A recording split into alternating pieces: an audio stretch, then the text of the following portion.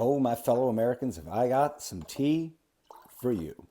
And if you're in Tennessee, especially if you're a voter in Tennessee's District 7, this tea is going to be extra tasty. Why? Because there's a special election happening right now between Afton Bain, a social worker and current Tennessee state legislator, and the replacement. This guy right here, a guy named Matt Van Epson. Why is he the replacement? Well, he's the GOP's choice to replace former GOP Representative Mark Green, who resigned in July earlier this year in disgrace due to a personal sex scandal where he, a married man, was sleeping with a much younger woman. And I'm not sure if it's true or not, but there are rumors there might be a baby on the way. So congratulations, former Representative Green. Anyway, that election is happening right now. Early voting started today, November 12th, and goes all the way until November 26th. And then if you miss early voting, you can still vote on Election Day, Tuesday, December 2nd. This vote has national implications for many reasons, one of them being specifically the release of the Epstein files. It is more than just a rumor that Speaker Mike Johnson in D.C. is refusing to swear in recently elected Representative Grijalva from Arizona because her vote would currently get the Epstein files released.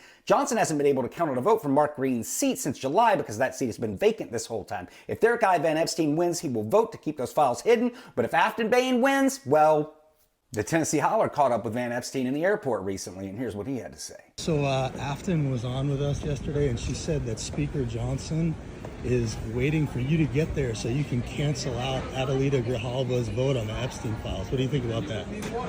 Does that sound right to you? Do you think that's Speaker Johnson's plan? Why was it so hard for you to answer the Epstein files question, Matt? I believe Matt Van Epstein was actually a pilot, which makes sense because he couldn't have flown away from that conversation any faster. But is Afton Bain avoiding talking about the Epstein files? And shall we talk about the Epstein files? Oh, I would love to. If you're a voter in Tennessee's District 7, you have a pretty clear-cut choice ahead of you.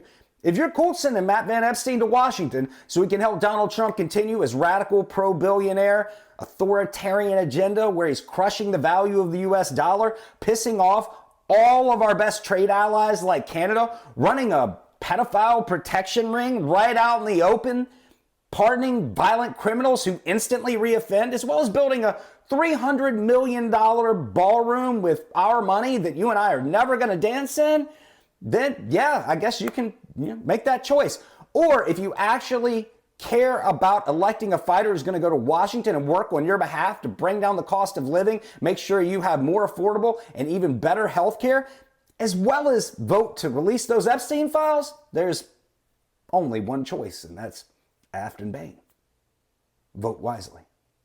Even your own people care about the Epstein files. All right, it's great talking to you, Matt.